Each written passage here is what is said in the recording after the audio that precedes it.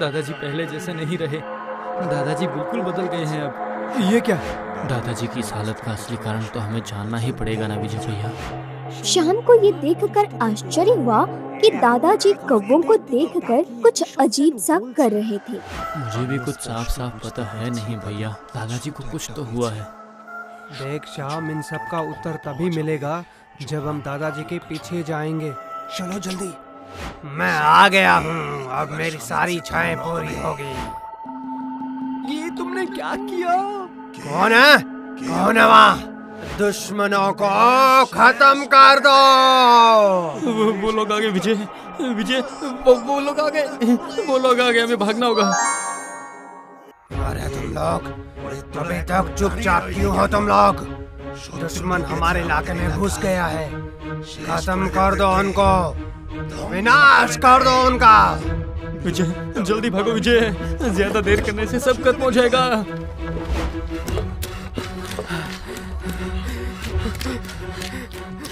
आओ, अरे आओ रे आओ। कौन हो तुम सब? भागते हुए आओ। दुश्मन हमारे इलाके में घुस गया है, उन्हें आकर खत्म कर दो। भागो जल्दी भागो, कौवों की झुंड की तरह वो लोग हमारा पीछा करते ही जा रहे हैं। विजय भैया, विजय भागो। विजय, विजय ये क्या हो गया तुम्हें? क्या हुआ? क्या हुआ तुम्हें? भाग, तुम भाग जा यहाँ से श्याम, भाग जा यहाँ से। इधर मत आओ, तुम भाग जाओ। नहीं कभी नहीं, मैं तुम्हें हर हाल में छोड़कर नहीं जाऊंगा। तुम उठ जाओ, तुमसे हो पाएगा विजय भैया, उठ जाओ। नहीं नहीं श्याम नहीं, वो मुझे नहीं छोड़ेंगे। मुझे खत्म किए बिना उन्हें चैन नहीं आएगा। भैया मुझसे विनती करता हूँ, तू भाग जा यहाँ से। तुम्हें गांव के सभी लोगों को बचाना है। भाग जा श्याम यहाँ से, भाग जा तू, भाग। नहीं विजय भैया, हे भगवान, ये आपने क्या किया? भाग जा श्याम, वक्त बर्बाद मत करो श्याम, भागो जल्दी यहाँ से। तुम्हें बहुत सारा काम करना है, तुम भाग जाओ यहाँ से श्याम, भाग जाओ। विजय की बात सुनकर श्याम हैरान रह गया। वो कठपुतली की तरह दूसरी दिशा में भागने लगा। इसी बीच क्रूर रक्त पिपासु कौवों का झुंड अपनी तीखी चोटों से विजय को फाड़ता रहा।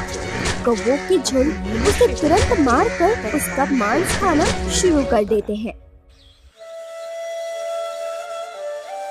अगली सुबह जंगल के किनारे दो शत विक्षत शव पड़े देखकर गांव वाले हैरान रह गए। उन पर मक्खियां भिनभिना रही थी, शव की हड्डियां तक बाहर आ गई थी। ये सब कुछ देखकर हे भगवान, ये क्या खतरनाक नजारा देख रहा हूँ मैं। अगर मैंने इसे ना देखा होता तो मुझे अभी तक विश्वास नहीं होता। मौत इतनी भयानक हो सकती है क्या? अरे बाप रे बाप, ये सब क्या हो गया? हे भगवान, ये सब क्या हो गया? मुझे छोड़कर कहाँ चले गए? मुझे छोड़कर? 15 दिन पहले ही उसकी शादी हुई थी। इस बीच ये क्या हो गया देखो तो तुम। उधर गोपाल की लाश है और इधर विजय की लाश। सच में लाशों को इस तरह से खाया गया है कि अगर आप इन्हें देखते तो आपका भी दिल डर से कांप उठता। हमारे गांव को पता नहीं किसकी बुरी नजर लग गई है। ऐसे में कौन बचाएगा हम सबको? दानव को आ बचाएगा। उसके बिना गांव को इस खतरे से कोई नहीं बचा सकता। कौवा दानव? वो कौन सा भगवान है मुखिया जी? ऐसा नाम तो हमने कभी नहीं सुना। तुमने नहीं सुना तो इसका क्या अस्तित्व नहीं है? ऐसा नहीं हो सकता ना। सुनो, इस गांव में महामारी फैली हुई है। महामारी मतलब हम साफ देख सकते हैं कि इन दोनों लाशों को कोई जानवर खा के चला गया है और आप कह रहे हैं कि ये कोई महामारी आई है। मूर्ख, तुम्हें इस बारे में पता ही क्या है? ये मौत कोई साधारण मौत नहीं है। अभी 2 ही आदमी मरे हैं, कल और 4 मरेंगे। और फिर ये महामारी पूरे गांव को तबाह कर डालेगी, समझे? आप ये क्या कह रहे हैं मुखिया जी? तब तो हमारे गांव पर गंभीर खतरा आ गया। अरे धत, इन बातों का कोई आधार ही नहीं है। उन दोनों गांव वालों को किसी क्रूर जानवर ने मार डाला, देख नहीं सकते क्या तुम लोग? आप लोग बस डरिए मत, ठीक है? ऐसा ही नवाबगंज के लोगों ने भी सोचा था। उसके बाद पूरा गांव खाली हो गया। सर्वनाश। फिर उन्हें इस परिस्थिति से कैसे छुटकारा मिला मुखिया जी, बताइए तो। स्वयं कोवा दानव की पूजा करके, जो कभी अपने भक्तों को निराश बिल्कुल नहीं करते हैं। ये जो तुम लोग परमेश्वर की उपासना करते हो, क्या उन्हें तुम्हें कभी बचाया? क्या उन्होंने विजय को भी बचाया? क्षमा कीजिए मुखिया जी, हम भगवान में विश्वास करते हैं। हम ऐसे स्वार्थी भक्त नहीं है कि एक दिन कुछ होता है तो हम भगवान पर से अपना विश्वास उठा लें। सच, बिल्कुल सच कह रहे हो तुम सुनील भैया। हम अपने भगवान को दिल से और मन से मानते हैं। उन पर हमारी आस्था बिल्कुल अटूट है। इतनी हिम्मत, तुम लोगों की इतनी हिम्मत! इसका तो भुगतान करना पड़ेगा। हे भगवान, पता नहीं अब मेरे दादाजी क्या करने वाले हैं। आप सबकी रक्षा करना भगवान, आप सबकी रक्षा करना। अगले दिन नारायणगंज गांव के लोग एक तेज आवाज सुनकर जाग उठे। सबने जाकर देखा कि गांव के अंतिम छोर पर सुनील और एक अन्य गांववासी का लाश पड़ा हुआ है। उनके शरीर पर भी बिल्कुल वैसा ही घाव है जैसा विजय और गोपाल के शरीर पर था। ऐसा लगता है मानो किसी ने शरीर का मांस खा लिया हो। जिन दो लोगों ने कल मुखिया जी की बात का अपमान किया था, वे वही थे जिनकी लाशें आज एक उदाहरण के रूप में वहां पड़ी थी। ये दृश्य देखकर श्याम को समझने में कोई परेशानी नहीं हुई कि ये काम किसका है। अरे मुखिया जी, ये हमारे गांव में आखिर क्या हो रहा है? हमारा आखिर अपराध क्या है? परसों तो विजय और गोपाल, कल सुनील और एक और आदमी। ये क्या हो रहा है मुखिया जी? इस सवाल का जवाब तुम मुझसे क्यों पूछ रहे हो हैं? अपने भगवान से जाकर पूछो ना तुम। कल तो तुम लोगों ने अपने ही भगवान की मेरे सामने बहुत तारीफ की थी। क्या हुआ? क्या वो आज तुम्हें बचाने नहीं आए? गलती हो गई है, हमसे बहुत बड़ी गलती हो गई है मुखिया जी। हम सब आपकी बातों का विरोध नहीं करेंगे मुखिया जी। मैंने तो तुम लोगों से पहले ही कहा था कि हमारे गांव को इस महामारी से केवल कौवा दानव ही बचा सकते हैं। जय कौवा दानव की जय हो। आप जो कहेंगे हम बस वही करेंगे मुखिया जी। आप बस हमारी जान बचा लीजिए मुखिया जी। ठीक है, जब तुम राजी हो गए हो तो चलो मेरे साथ। तुम सब लोग कौवा दानव के पास चलो, केवल वही तुमको इस संकट से बचा सकते हैं। जय कौवा दानव की जय हो।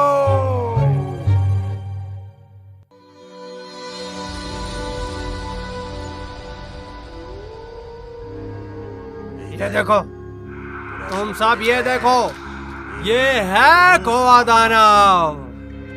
आज से वह सबके लिए पूजनीय है। ये है शैतान के देवता कौवा दानव। अगर तुम लोग इनकी पूजा करोगे तो तुम्हें इतनी शक्ति देगा कि तुम्हारा कोई कुछ नहीं बिगाड़ सकता। ये है सर्वशक्तिमान। बस आप जैसा कहें मुखिया जी। जय कौवा दानव की जय हो। आज से इस गांव में भगवान का राज खत्म और शैतान का राज शुरू। जिस गांव में भगवान की जगह शैतान ने ले ली हो, वो गांव मेरा नहीं है। नहीं, वो गांव मेरा बिल्कुल नहीं है। नहीं है। विजय, विजय आज तुम्हारी बहुत याद आ रही है मुझे। तुमने मुझे इस तरह अकेला क्यों छोड़ दिया विजय? अगर यहाँ मैं कुछ कहूँगा तो तुम मुझे गलत समझोगे, पता है। मुझे क्या करना चाहिए अब? क्या करना चाहिए मुझे? इतनी सी बात पर इतना टूट जाना क्या ठीक है? ये जीवन एक बहुत लंबी सड़क है बेटा।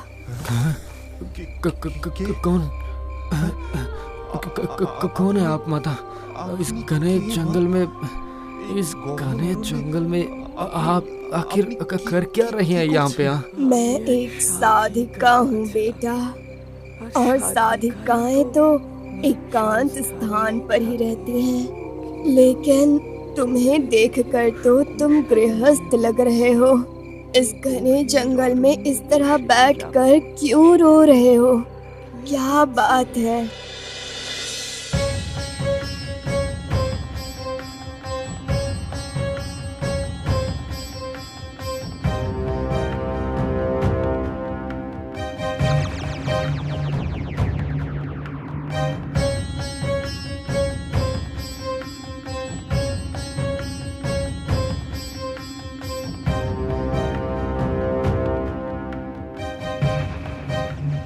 अनर्थ,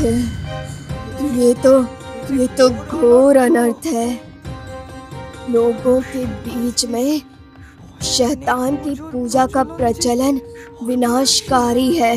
लोगों के जीवन पर बुराई का साया छा जाएगा इससे। अन्यथा परिणाम भयंकर से भी भयंकर हो सकता है, भयावह। लेकिन अब हमें क्या करना चाहिए माता? अभी के अभी मुझे तुम्हारे दादाजी के पास ले चलो। मैं भी तो देखूं वो कितना बड़ा शैतान का उपासक है। तुम सब लोग ध्यान से सुनो। कौवा दानव तुम्हारी पूजा से संतुष्ट हुए हैं। उन्होंने कहा है कि पूजा सिर्फ जंगल में ही नहीं होनी चाहिए, बल्कि हर एक के घर घर में पूजा होनी चाहिए। मुखिया जी, हम उनकी पूजा कैसे करेंगे? लेकिन उनके नाम का ध्यान करना पड़ेगा, उनकी तस्वीर का लॉकेट गले में लटकाना पड़ेगा।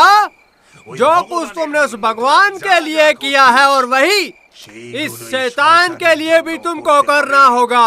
कभी भी नहीं। क्या? कौन हो तुम?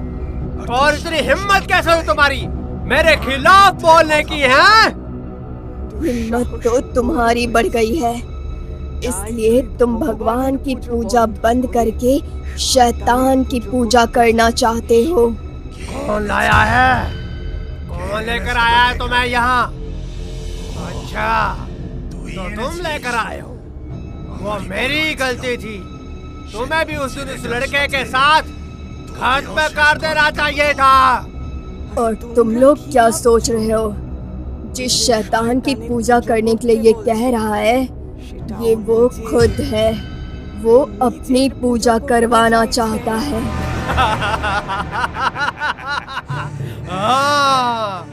मैं ही हूँ शैतान। मैं अपनी पूजा का प्रसार करना चाहता हूँ। मैं खुद हूँ वो कौवा दानव।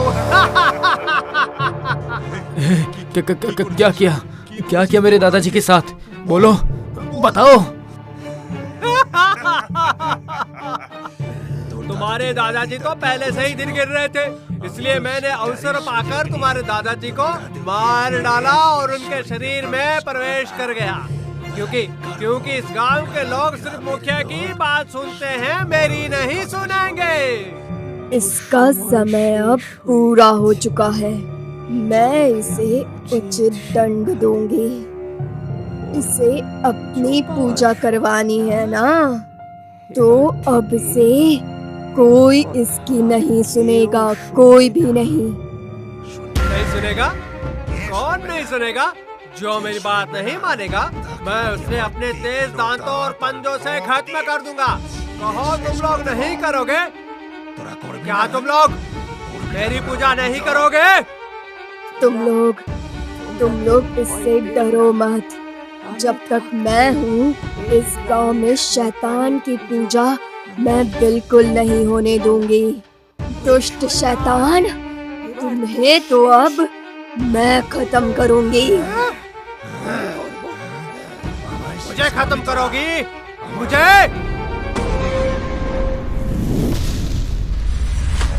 अरे तुम सब कहाँ रहे? सब भागते हुए यहाँ आओ। आप उन शत्रुओं को खत्म कर दो। जल्दी आओ। जैसे ही मुखिया की बात खत्म हुई, काले कौवे आसमान में टिड्डियों की तरह भागते हुए आने लगे। उनकी निगाहें बहुत ही भयंकर थी। अगले ही पल में सबने चौंक कर देखा। गुस्से से आग बबूला मुखिया जी धीरे धीरे एक विशाल कौवे में बदल रहे थे। वो दिव्य दृष्टि से देखने लगे सबको, और साधिका माता ने निडर होकर अपने हाथ की जादुई छड़ी आसमान की तरफ उठा ली। ओम नमः ह्रीं क्रीं, ओम नमः ह्रीं क्रीं।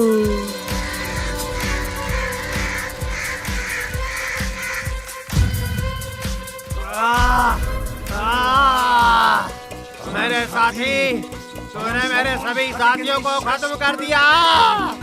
तू मुझे खत्म कर दिया।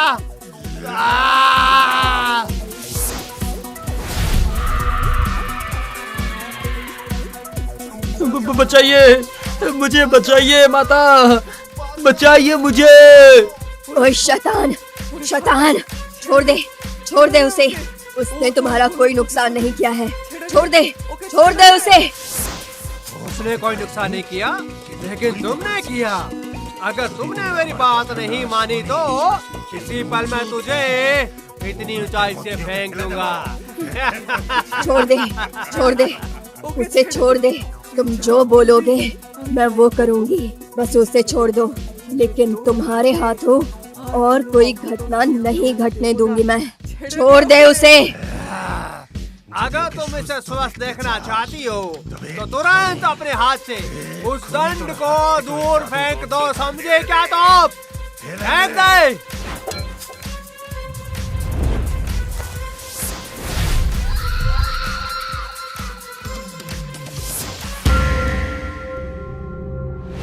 मुझे खत्म करने आए थे, हाँ?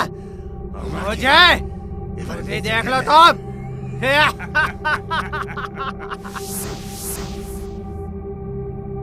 उस शैतान को छोड़ना मत। अब तुम सबकी कौन रक्षा करेगा? क्या सोचा था? वो साजिका तुम सबको बचाएगी, हैं? देखो वो खुद ही मर गई। अब तुम सबका क्या होगा रे? हमने बहुत अत्याचार सह लिए, अब तुम्हारी बारी। ये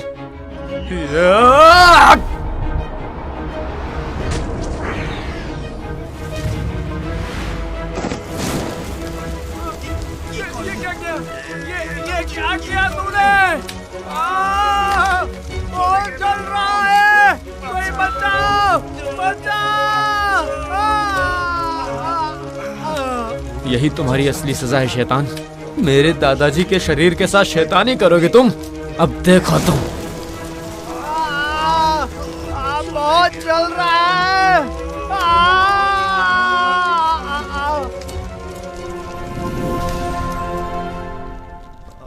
मैं आपको कुछ नहीं होने दूंगा। आप ठीक हो जाएंगे। आप बिल्कुल ठीक हो जाएंगे, देख लेना। मेरा अंतिम समय बहुत निकट है बेटा, पर मुझे अपनी मौत का कोई अफसोस नहीं है, बल्कि ये तो खुशी की बात है कि मैंने एक बहुत अच्छा काम किया। आपने हम सबको नया जीवन दान दिया है माता। हमें छोड़कर मत जाइए माता। मैं तो बस एक सामान्य साधिका हूँ। भगवान स्वयं हमेशा तुम लोगों के साथ है। वो सबका रक्षक है, सबका रक्षक। थोड़ी सी खुशियों के लिए उन्हें कभी मत भूलना। हमने गलती की है माता, हम ये गलती दोबारा कभी नहीं करेंगे। एक बात हमेशा याद रखना, ईश्वर के अलावा अपना कोई नहीं है, कोई नहीं। ईश्वर तुम सबका भला करे।